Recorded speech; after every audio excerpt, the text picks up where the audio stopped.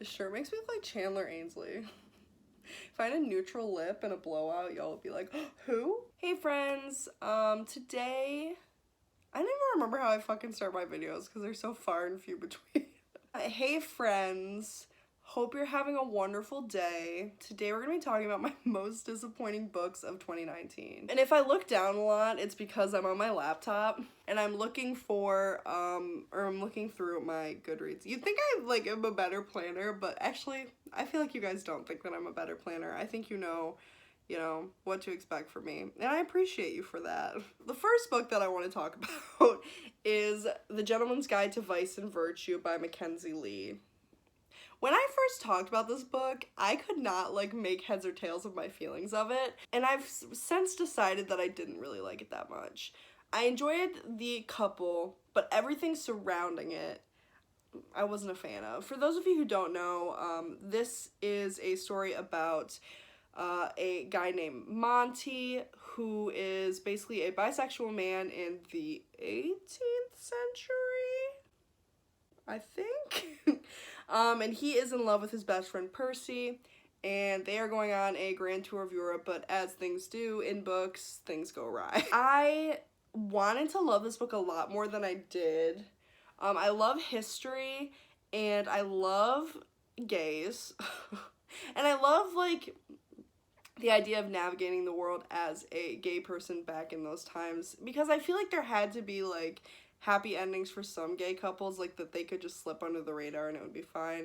Maybe that's just my optimistic soul coming through, but, you know, there were a lot of parts of this book that I should have liked. I think what it comes down to is that I really can't handle a lot of homophobia, like violent homophobia in books. It's just not something that I want to read about. If I want to read something hard-hitting, and I guess I should have expected that from this because it does take place in the olden times, but I think because of, like, the fun cover and, like, the way that people talked about it, I think that I just had a perception of it that was different than what it actually is, and that is really what it comes down to. I think a lot of the stuff in here is worthwhile, the discussion about abuse and the discussion about sexuality. I think that it's all worthwhile, and what it means to be Black in this era, and what it means to be a woman. And I think there's really good rep in it, and I think that if you love this book, 100% valid. I mean, that goes for all these books, but I especially see with this book why it would be so beloved, but it just didn't vibe with me. Ugh, I don't know. I don't know if I love Mackenzie Lee, whatever. The next book that I want to talk about is probably going to be a surprise to no one. I have so much hair in my face right now. Holy crap. It's Vicious by V.E. Schwab. This should not be a surprise to you if you have been on this channel at all. I think I mentioned it in like 3 videos minimum that I don't like this book. It just did not hit the way that I thought it was going to based on how many people love it. And the fact that it's V.E. Schwab, who I really deeply enjoy. I just didn't connect with the story at all. I thought, like, some of the shit in it was weird, and, like, some of the relationships didn't make sense, and things were rushed. I don't know.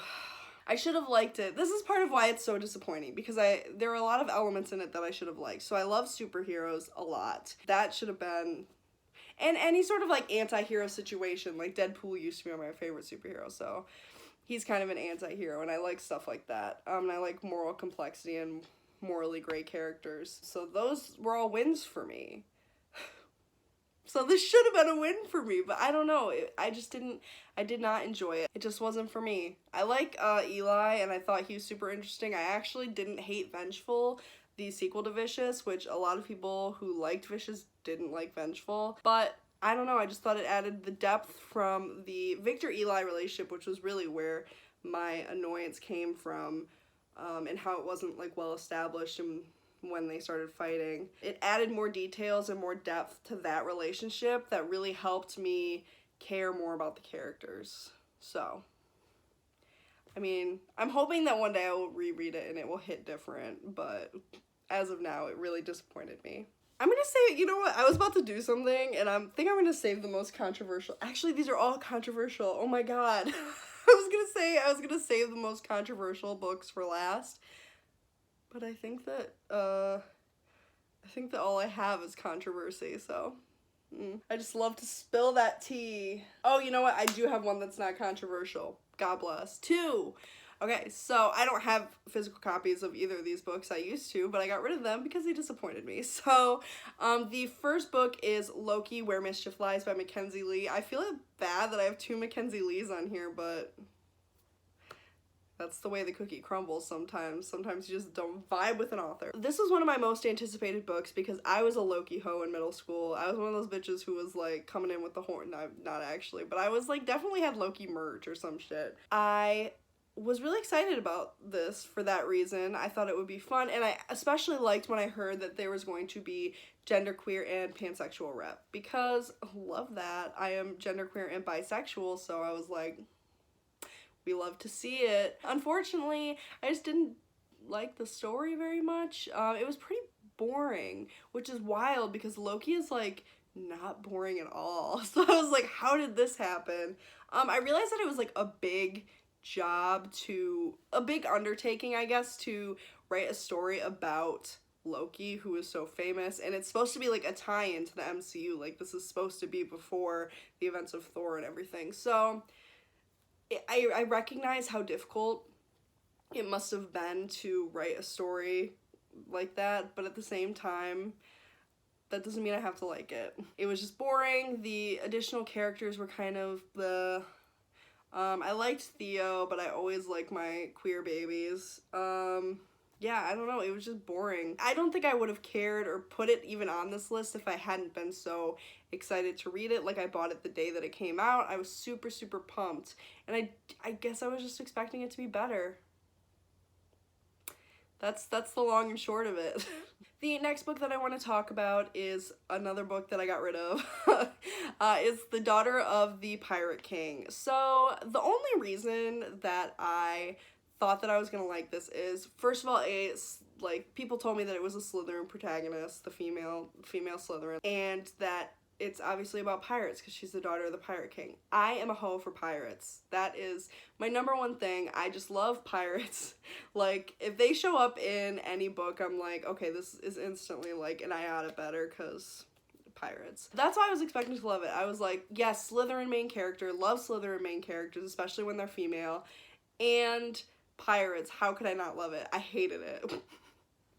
I thought that the love story was really weird. It just felt very, like, not even insta-lovey, like, the love just came out of nowhere, I felt like, because they knew each other, they were attracted to each other, but all of a sudden she was, like, willing to give up shit for him. That made no sense for her character, in my opinion. He made some questionable decisions. I don't even remember these characters' names, and I don't feel like looking them up because it does not matter to me that much. I just thought the story was super boring. I felt like she kept saying how great she was without ever doing anything to prove how great she was. It just was not for me, which was super disappointing because I'm trying to find, like, a series that's, like, really based around pirates, that I can get into that is actually good. I have yet to find one. So if you have any recs for that, please let me know because I really just want to read about some pirates. I have, like, nonfiction books about pirates, but I would really love to read about some fucking pirates. The next book that I want to talk about is The Night Circus by Erin Morgenstern. This book put me in a reading slump. Like, it was that... I don't even want to say it was bad because it wasn't. There was just nothing happening. Like, the only thing that this book has going for it, in my opinion, is the atmosphere. The characters have no personality. The plot is, like, threadbare. Like, there's an overarching idea, and it's all hung on this idea without adding any other, like, complications or details. The end ties up way too nicely. I didn't like it, and it's one of those books that I keep on my shelves still because I'm like, one day I'll actually like it. One day I'll read it and I'll be like, I see what everyone sees. I don't know if I will. The atmosphere, I gotta say, the writing in this was phenomenal, in my opinion. It kept me reading it, even though there was nothing else going for it. I just have never been so sucked into a book. Like, it really is a feast for the senses, all of them, just not for the brain. I did get the Starless Sea. I could not resist because when I was in Scotland, I saw the UK version and I was like, it's so pretty.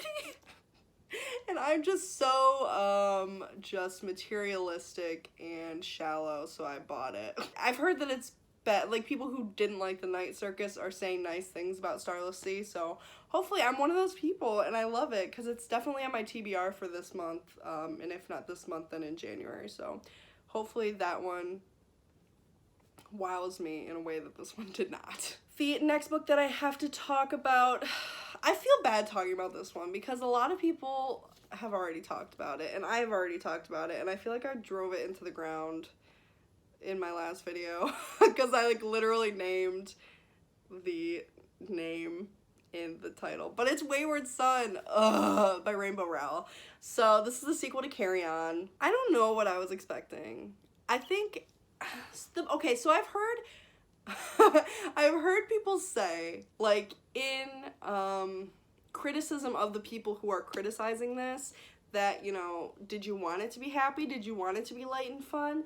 And like, I didn't. Like, I was expecting it to have, you know, elements, like themes of depression and like dealing with that and dealing with like your identity once like a major part of it is taken away. I love stories like that, but I feel like the juxtaposition did not work for me because there was still all the ridiculousness of like the first series and things that were just so like kooky and then they were still all here. But the problem is that they were dealing with super serious issues, and then the backdrop was the main plot of this. I know I said it in the last video, but I fucking hated the villains in this. I just thought it was so stupid, and I think that I thought it was stupider because of the shit that was happening in this. They would be talking about the villains and like their evil plot, and then they would be talking about Simon dealing with like this very serious stuff, and Baz dealing with Simon's very serious stuff, which you do when you love a person. So it's like, I don't know what I would have wanted differently, because I hate, you know, criticizing a book and being like, you should have done this differently and have no ulterior, like, ways of doing it. I don't know how this would have worked because of the way that the world is and the way that she set up sort of the tone of this series. I don't know how it could have been done better. I just didn't like it. It was disappointing to me. I'm obviously still gonna read the next book because I really did enjoy Carry On. But yeah, this one just did not do it for me. The last book that I'm going to talk about is a more recent controversy for me.